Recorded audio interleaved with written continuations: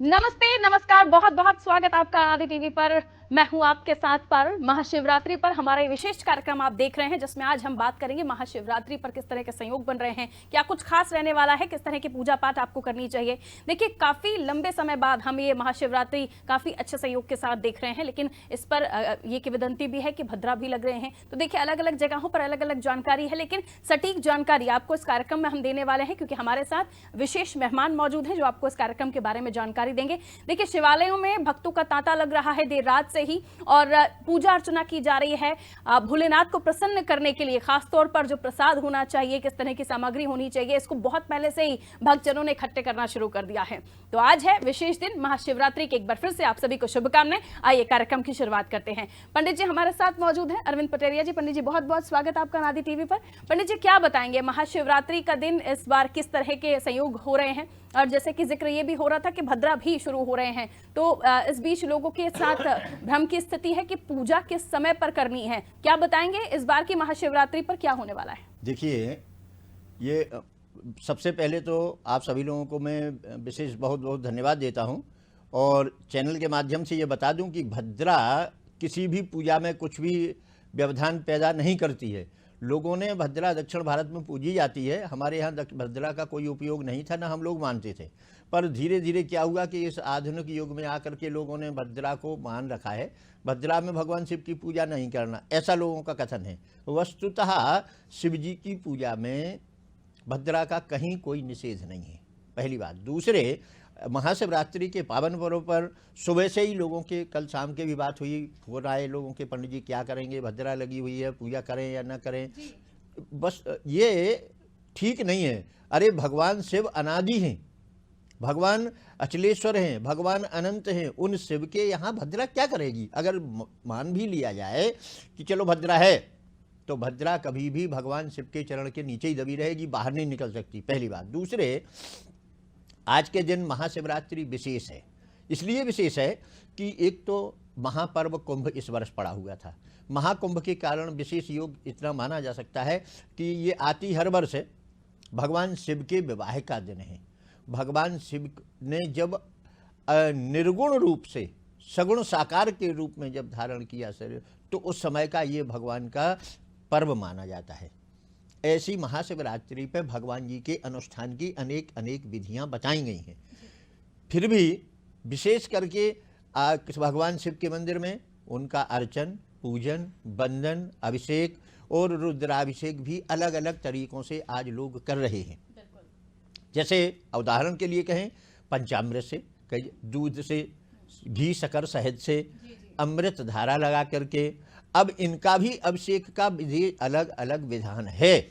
इस महाशिवरात्रि के पावन पर्व पर जो भी लोग विशेषकर व्रत करते हैं, अनुष्ठान करते हैं, भगवान शिव के आराधन का वर्ष भर का सबसे सुंदर उत्कृष्ट समय महाशिवरात्रि। वैसे तो हम कई सारे ऐसे जो श्रद्धालु हैं वो सोमवार का व्रत भी करते हैं, 16 सोमवार करते हैं, या फिर सालों ही वो 16 जो सोमवार का व्रत है वो करते हैं, लेकिन महाशिवरात्रि उनके लिए बहुत खास होती है। और महाशिवरात्रि के इस पर्व पर खासतौर पर युवतियां, महिलाएं जो हैं अपने प्रभु से, अपने इष्ट से प्रार्थना करती हैं कि उन्हें भोले जैसे वर प्राप्त हो। तो ये तो एक जो युवतियां हैं वो पूजा करती हैं, लेकिन भगवान भोले स्वयंभू इतने बड़े प्रभु हैं कि सभी उन्हें मनाने के लिए कोशिश करते हैं कि महाशिवरात्रि पर वो ऐसा कुछ खास करें कि उनकी पूजा भी सफल हो और भगवान भोलेनाथ उनकी प्रार्थना सुनकर उनकी मनोकामना पूरी कर दें। आइए पंडित जी, आपसे हम जानना चाहेंगे। देखिए, वैसे तो कहा यही जाता है कि भगवान शिव और पार्वती जी का विवाह हुआ था, ब्याह लाए थे उन्हें वो अपने घर, जहां पर कहा जाता है कि वो पहाड़ों पर भी रहे, लेकिन किस तरह से इस महाशिवरात्रि के पीछे की कहानी आप हमारे दर्शकों को बताना चाहेंगे? क्या बताएंगे, क्यों हम ये हमारे जो सनातन धर्म में इस व्रत को, इस त्योहार को मनाने का प्रावधान है? देखिए, भगवान शिव का जैसे आपने कहा है, एक तो सबसे पहले हमने बताया कि भगवान सगुण रूप में, निराकार से साकार रूप में जो है इसी दिन आए हैं। भगवान शिव ही अनंत हैं। भगवान शिव पुराण में भगवान के बारे में कहा गया है कि त्रेता युग में भगवान की सोने के लिंग के रूप में, स्वर्णलिंग, पहले मणिलिंग, फिर स्वर्णलिंग, फिर पारद लिंग, सतयुग, त्रेता, द्वापर और कलियुग में पार्थिव लिंग की पूजा का विशेष विधान बताया गया था। जैसा आपने कहा, अनादिकाल से भगवान महाशिव की शिवरात्रि मनाई जा रही है।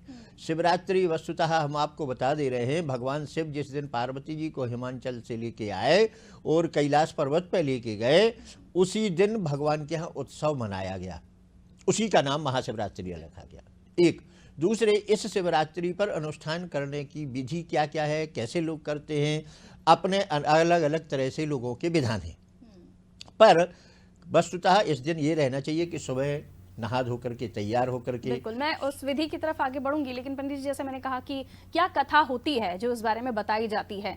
आप ब्याही तो ब्याह कर लेकर आए थे, लेकिन किस तरह से उनकी बारात गई थी और पहले वो किस रूप में देखे गए थे, उनकी ये भी कहा जाता है घोड़ी भी उस बारात में शामिल हुए थे। जी जी, भगवान देखिए, भगवान शिव की जब बारात चली थी तो वहाँ तो कहा है कि कई मुख विमुख विपुल बुल काहू, कई लोग जो है अंगहीन थे, कई लोगों के कई हाथ थे, कुछ लोग बिना सिर के ही थे, कुछ बिना पैर के, भूत प्रेत पिशाच निशाचर अग्नि बेताल इत्यादि उसमें गए थे। देव दनुज किन्नर नर, ये सब जो है भगवान शिव की बारात में सम्मिलित हुए हैं। और भगवान शिव की बारात का तो बड़ा विधान है, उनकी कथा बड़ी लंबी है, पर इतना बता दे रहे हैं कि भगवान शिव ने स्वयं जाकर के पार्वती जी की परीक्षा ली, फिर उन्होंने सप्त ऋषियों को भेजा, वो अपनी निंदा करवाई कि तुम हमारी बुराई करना, उन बुराई का फल क्या मिलता है। हाँ, तो वहाँ पर सप्त ऋषियों ने जाकर के पार्वती जी के पास बैठकर उनकी निंदा की और कहा भगवान विष्णु हैं, सुंदर हैं, उनके 4 हाथ हैं, जगत के पालक। तो वहाँ पार्वती, बरहु शंभु नत रहु कुंवारी, जन्म जन्म लग रगरी हमारी। हम या तो शिव जी को क्यों, हमारे गुरु ने हमें उपदेश दे रखा है। यहाँ पर गुरु की प्रधानता पार्वती जी ने बताई है कि हम कहते हैं गुरु ब्रह्मा, गुरु विष्णु, गुरुदेव महेश्वरा, गुरु ही सब कुछ। तो हमारे गुरु नारद जी ने कहा है कि शिव जी ही तुम्हारे पति बनने के योग्य हैं। तो हम तो बरहु शंभुनत रहु कुंवारी। और परीक्षा लेने के बाद में जब नारद जी वापस गए, भगवान शिव को सुनाया कि महाराज, उनकी दृष्टि में, उनके मन में आपके सिवाय किसी दूसरे के प्रति भाव ही उत्पन्न नहीं हो रहा है। विवाह करने की तो बात अलग है, उनके हृदय में भाव ही नहीं आ रहा है। तब भगवान शिव ने हामी भरी और उसमें भी विधान है। भगवान राम ने शिव जी को आज्ञा दी, जाओ विवाह शैलजहि यह मोहि मांगे देव। भगवान शिव जी ने एक्चुअल में देवताओं ने क्या कहा, शिव जी अनंग है, कामारी है, काम को जीत रखा है उन्होंने। देवताओं ने कहा ये तो भगवान अगर शिव विवाह नहीं करेंगे तो संतति नहीं होगी, संतति नहीं होगी तो भगवान हमारे जो राक्षस हैं उनका वध कैसे होगा। इसलिए उन्होंने भगवान श्री राम जी से विनय करी और राम जी ने आज्ञा दी कि जाओ विवाह शैलजहि यह मोहि मांगे देव। तब शंकर जी ने कहा ठीक है, आपका जो कथन है वो हमारे लिए सिरधर आयस करिए तुम्हारा, परम धर्म यह नाथ हमारा। भगवान ये मेरा परम धर्म है कि हम आपकी आज्ञा का पालन करें। तब शिव जी ने विवाह किया। बिल्कुल, तो ये थी वो कहानी जिसके वजह से हम आज ये महाशिवरात्रि का पर्व मना रहे हैं। हमारे दर्शक बहुत समय से इंतजार कर रहे हैं कि उन्हें ये पता चले कि उन्हें पूजा पाठ किस तरह से करनी है। देखिए, वैसे तो हमारी परंपरा है, सभी लोग अपने घर की परंपराओं का पालन करते हुए पूजा पाठ करते हैं, लेकिन कुछ ऐसी विशेष चीजें जो आप कर सकते हैं अपनी पूजा में, जिसकी वजह से भगवान और ज्यादा प्रसन्न होंगे आपसे। जी पंडित जी, पूजा किस तरीके से करनी है? पूजा करने का भी विधान हम आपको बताएं। इनका एक नाम है भोले बाबा। भोले बाबा का अर्थ यह है कि वास्तव में भोले हैं, आपके पास कुछ भी न हो, आप मन से उनको मानसिक पूजा में चढ़ा दीजिए। जो आप हृदय में ध्यान करें वो सब चढ़ाते जाइएगा, भगवान से उसको स्वीकार कर लेते हैं और उसी का बराबर पुण्य प्राप्त होता है। हम आपको बता दे रहे हैं, एक बुंदेली में कहावत है, कौ देवा भई सेवा। एक गायों को चराने वाला बरेदी था, उसने एक संत से पूछा कि महाराज ये बताओ, हम कुछ सेवा तो कर नहीं सकते हैं, हमारे हाथ में तो लाठी है और हम क्या करें कि शंकर जी प्रसन्न हो जाए। तो उन्होंने कहा कि तुम रोज जाकर के शंकर जी को एक लाठी मारा करो वो बोला करो कि कौ देवा भई सेवा। और वो बरेदी रोज जाकर के एक डंडा शिव जी को मारे और बोले कौ देवा भई सेवा। दैवात क्या हुआ, वो नदी इतनी बारिश के कारण इतना तूफान पानी आ गया कि वहां पे पशु और सब बहने लगे। तो ये पानी में बहते बहते 3 किलोमीटर दूर बह गया, फिर लौट के आया, फिर बह गया। अंत में ये हुआ कि वो जीत करके मंदिर में पहुंचा और शिव जी को जैसे ही उसने लाठी मारी भगवान प्रसन्न हो गए। बोले कौ देवा भाई सेवा। बोले बेटा तुमने अपने प्राण आहुति दे करके हमारी सेवा करने आए, हम प्रसन्न हैं, वरदान मांग लो। ये भी उनकी सेवा करने ये का उनकी एक सेवा तरीका का है एक और वो फल इतने है। भोले हैं कि इसको भी वो अपनी हाँ, सेवा एक में घंटा स्वीकार कर्ण किया। की कथा आती है, एक भक्त उनके ऊपर पांव रख के सोता था, उस पर भी भगवान ऐसी प्रसन्न। कई सारी तो कथाएं हैं। अनंत कथाएं जी, हैं, जी, जी। भगवान भोले हैं। पर बिल्कुल। वस्तुतः विधान ये है, सुबह से हमें श्वेत वस्त्र धारण करके भगवान की भस्मी और त्रिपुंड धारण करके रुद्राक्ष पहन करके भगवान शिव का या तो घर में जो शिवलिंग है उसकी पूजा या पार्थिव पूजन कर रहे हैं तो पार्थिव पूजन में थोड़ा विधान बदल जाता है। मिट्टी विशुद्ध जगह से पवित्र मिट्टी बुला करके और भगवान शिव और पार्वती जी की मूर्ति बना करके उनका अभिषेक करना चाहिए। अभिषेक की विधि वैसे तो वस्तुतः आजकल बाजार में बहुत सी पुस्तकें भी हैं, पंडित जी भी हैं, ब्राह्मण लोग कराते भी हैं और उसमें बस वही है कि भगवान के स्नान। और इसकी भी एक हम संक्षेप विधि आपको टीवी के माध्यम से बता दे रहे हैं। आप जो अपने शरीर की पूजा करते हैं, शरीर उपयोग भोग रचना, वहां कहा है भगवान की मानसिक स्तुति में जी। कि जो हम शरीर की पूजा करते हैं ठीक उसी तरीके से शिव की पूजा करना चाहिए। जी। जैसे हमने नहा लिया तो शिव जी को नहाओ, नहाने के बाद हम क्या करते हैं, कपड़े पहनते हैं, भगवान को कपड़े पहनाइए, कपड़े पहनाने के बाद उनको जनेऊ अर्पण कर दीजिए, फिर हम अपना श्रृंगार करते हैं तो भगवान को जो है सब चीजों से स्नान, दूध दही घी शक्कर शहद सबसे स्नान करा के उनको बढ़िया तिलक लगाइए, धूप दीप अगरबत्ती दिखाइए, धूप दीप के बाद में भगवान को नैवेद्य भोजन अर्पण करिए। इसके बाद भगवान को विशेष क्या है, भोले बाबा को तो धतूरा, बेलपत्री, दूबा, फूला, समी, भस्मी, ये सारी चीजें भोले के कल आज सारे दिन भगवान के ऊपर यही सेवा होगी। कल से ही लोगों ने तोड़ के रख ली हैं और भगवान शिव के ऊपर आराधना करने के हेतु में भगवान का भगवान को सारे दिन 5 अभिषेक करते हैं, 5 तरह से पूजा करते हैं, कई लोग 4 पहर की पूजा करते हैं। बिल्कुल। और धोखे से भी अगर भगवान के यहाँ रात्रि जागरण आपने शिवरात्रि में कर लिया तो वह अनंत फल देने वाला है, अक्षय फल है। जो रात्रि में जागरण करके भगवान भोलेनाथ को रामचरितमानस सुनाता है, भगवान भोले प्रसन्न होकर के उसकी सारी मनोकामनाएं पूरी करते हैं। बिल्कुल। तो ये थी वो पूजा जो आपको हर घर करनी है, लेकिन जैसे कि मैंने शुरुआत में भी जिक्र किया पंडित जी के कई ऐसी जो युवतियां हैं वो मनवांछित वर पाने के लिए भी भोलेनाथ को प्रसन्न करना चाहती हैं, तो उनके लिए आप कुछ खास बताना चाहेंगे हमारे दर्शकों को? देखिए, इसके लिए भी हमने बताया भगवान भोले बाबा है, मानसिक रूप से आप सेवा करिए, संकल्प लेकर के आपने जो भी अनुष्ठान किया उस अनुष्ठान के हेतु भगवान के अलग अलग तरह से अभिषेक के बारे में कहा गया है। पति की कामना जिन कन्याओं को, जिन महिलाओं को पति के सुंदर पति हो, घर में आपस में पति है जिनका, उनके घर में झगड़ा भी ना हो, सुख शांति बनी रहे, तो उनके लिए शंख का जो शंख होता है उस शंख में जल रख करके अभिषेक करना चाहिए। रुद्र शंख के जल से अभिषेक करिए, श्रृंगी से अभिषेक करिए। जिनको धन की इच्छा है उनको भगवान को दूध से अभिषेक करना चाहिए। जिनको सुपुत्र, अच्छी बुद्धि वाले पुत्र हों, शक्कर और दूध मिला करके अभिषेक करना चाहिए। जिन लोगों को कुशा, जिनको केवल मोक्ष चाहिए, भगवान हमें कुछ नहीं चाहिए, जाए न चाहिए कबहु कछु, उनको कुशा के अभिषेक से, कुशोदक, गर्भोदक, और गर्भोदक क्या है, लोग गर्भोदक के बारे में पूछे, नारियल के जल से किए हुए अभिषेक से भगवान मनोकामना पूरी करते हैं। क्या बात है। तो ये सारी चीज़ें जिससे अभिषेक आप करेंगे और भगवान जी को प्रसन्न करने के लिए आप ये तमाम विधियों का पालन कर सकते हैं। पंडित जी, हम देखते हैं कई बार लोग रात्रि जगराता भी करते हैं, भगवान भोले की रात भर भी पूजा करते हैं, मंदिरों में आप कीर्तन भजन होते रहते हैं और वहाँ पर भी पूरी रात जागकर इस पूरे व्रत को लोग करते हैं। उसके अलावा आप कई जगहों पर शिवलिंग के ऊपर झूला बांधा जाता है, कई जगहों पर बारात निकलती है, तो उसके बारे में भी हमारे दर्शकों को बताइए कि अगर वो ऐसा कुछ करना चाहते हैं तो वो क्या कर सकते हैं? हाँ, देखिए, वास्तविकता ये है, भगवान भोले बाबा की बारात निकाली जाती है। आज शाम से ही हमारे यहाँ तैयारी हो गई है।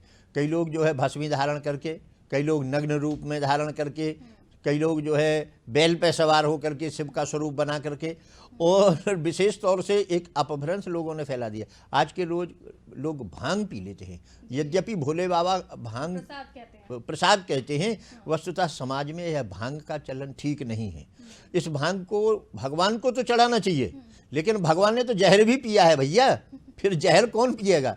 तो इसलिए भोले बाबा का कहना यह है कि संसार की जितनी भी जो वस्तुएं हैं वो हम तो धारण कर सकते हैं, लेकिन आपको धारण नहीं करना है। आपको शिव स्वरूप में शिव की बारात निकालिए, स्वयंभू हैं, स्वयंभू है भगवान को, लेकिन आप नहीं कर उनकी बारात निकालिए, आप उनका अनुसरण करिए, लेकिन जहर पान में मत करिए। भगवान शिव ने जो कहा है कि शांत चित्त से, भगवान शिव जी कभी भी भगवान अप्रसन्न नहीं हुए, सदैव प्रसन्न रहते हैं, कामारी हैं। ऐसे भगवान की अनुष्ठान करने, उनकी सेवा करने के लिए आज लोग लालायत हैं। कई लोग बारात निकाल रहे हैं, कई जगह अभिषेक हो रहे हैं, कई जगह जल की धारा से अभिषेक हो रहा, कई मंदिरों में आज के दिन रोज भगवान शिव की प्रतिष्ठा भी करते हैं, अचल प्रतिष्ठा भी करते हैं और चल प्रतिष्ठा भी कर रहे हैं। भगवान शिव की प्रतिष्ठा करने के बाद एक ध्यान रखना चाहिए, भगवान का शिव मंदिर जहाँ भी हो वहाँ नित्य प्रति सुबह शाम जिसने भी मंदिर बनाया है भगवान शिव की आराधना करने के लिए जरूर जाना चाहिए। महाशिवरात्रि का व्रत, और आपने जो एक बताया शिव के ऊपर झूला बांधते हैं, एक ठीक इसी महाशिवरात्रि की तरह एक और विशेषकर महिलाओं का व्रत है जिसे हम हरितालिका व्रत कहते हैं, वो भाद्रपद के महीने में आवेगा। तो जब भाद्रपद की तृतीया को जो अक्षय वो कहते हैं अपन भगवान शिव की हरितालिका व्रत, उस व्रत को भी इसी शिव पुराण में बताया गया है। भगवान उसी तरीके से यहाँ भी रात्रि भर जागरण होता है, भगवान शिव को 4 बार अभिषेक करते हैं, चौथे प्रहर में भगवान शिव की आरती की जाती है और भगवान शिव चौथे प्रहर में सेवा करने से प्रसन्न होकर के मनोवांछित वरदान देते। बिल्कुल, तो ये जो ज़रूरी चीज़ें हैं ये हम आपको लगातार बता रहे हैं, लेकिन पंडित जी कई बारी लोगों को लगता है कि कोई ऐसी चीज़ें जो इस बार शिवरात्रि पर भोलेनाथ की उन पर कृपा होगी तो वो परिवर्तित होंगे, चाहे उनकी कठिनाइयाँ हों, परेशानियाँ हों, व्यापार में किसी तरह की दिक्कत या फिर किसी का शादी ना होना यानी विवाह ना होना। मैं चाहूँगी कि हमारे दर्शकों को, क्योंकि कई लोग मानते हैं कि राशि अनुसार उन्हें बताया जाए तो उन्हें समझ आता है, न्यूमरोलॉजी भी है और कई सारी अलग अलग चीज़ें हैं, पामिस्ट्री हैं, लेकिन जो हम यहाँ से अपने दर्शकों को बता सकते हैं वो हम चाहेंगे कि हमारे दर्शकों को कुछ उपाय ऐसे पता चले ताकि वो महाशिवरात्रि करें और अपनी परेशानियों को दूर कर सकें। जी पंडित जी। भगवान शिव श्रद्धा और विश्वास के रूप है।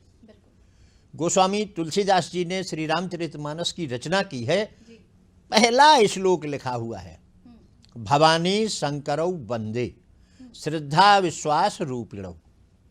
भगवान शिव और पार्वती जी की हम वंदना करते हैं। कौन है? बोले श्रद्धा और विश्वास।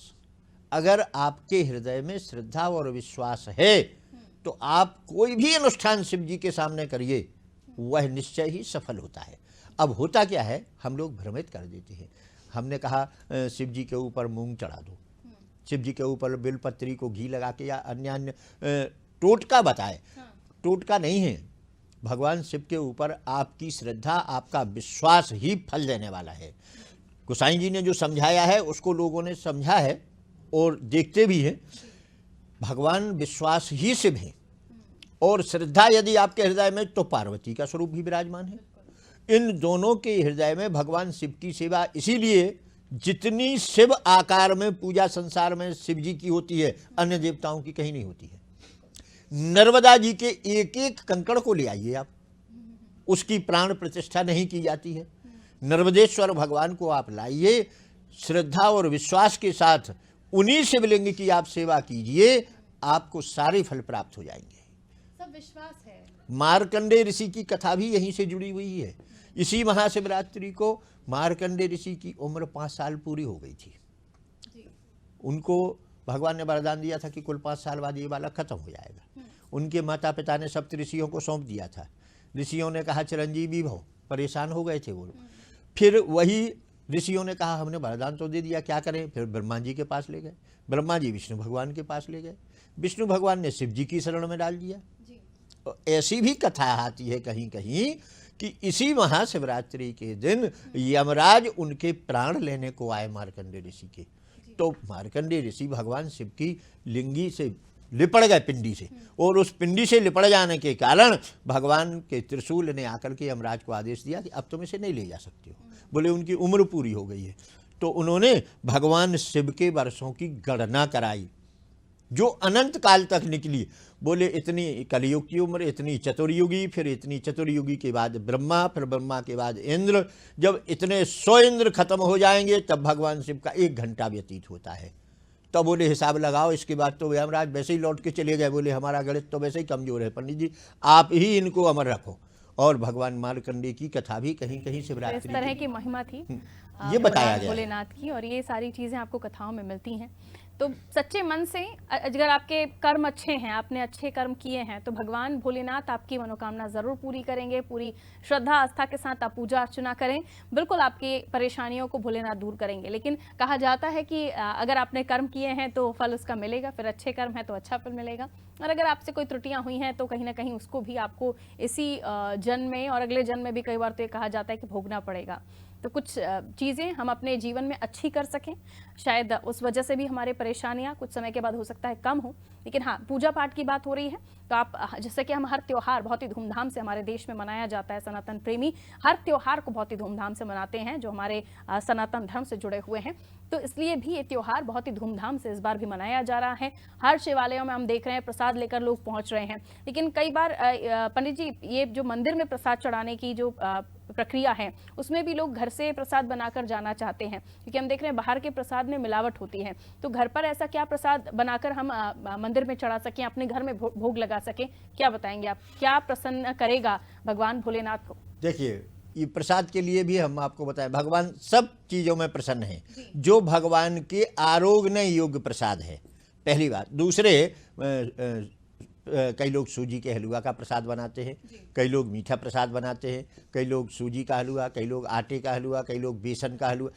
घर से पवित्र बनाया हुआ प्रसाद जो गव्य रूप में गाय के घी में बना हुआ हो, उससे अच्छा सुंदर प्रसाद भगवान शिव जी आलोकते हैं। और ये आज के युग में है, ऐसा भी नहीं है कि संभव ना हो। अपने घर में गाय है, गाय का दूध है, दूध से आप घी बनाइए।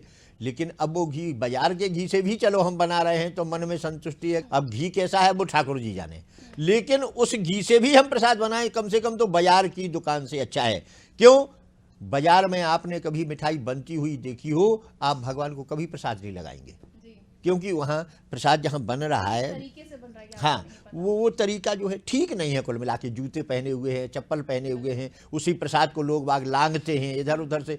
एक आपको विशेष तौर से बता दे रहा हूँ, किसी भी तरह का अन्न प्रसाद एक बार अगर लांघ लिया जाए तो वह कुत्ते की पेशाब के बराबर तुल्य हो जाता है, अपवित्र हो जाता है। उस प्रसाद को ना तो आपको पाना चाहिए। तो आप व्यंजनों को ना बनाएं, लेकिन थोड़ा कुछ भी बनाकर अपने हाथ से अपनी पूरी श्रद्धा के साथ, मन के साथ उस प्रसाद को भोलेनाथ को चढ़ाइए। भोलेनाथ जरूर प्रसन्न होंगे और अच्छी चीजें कीजिए, लोगों की परेशानियों में उनकी मदद कीजिए।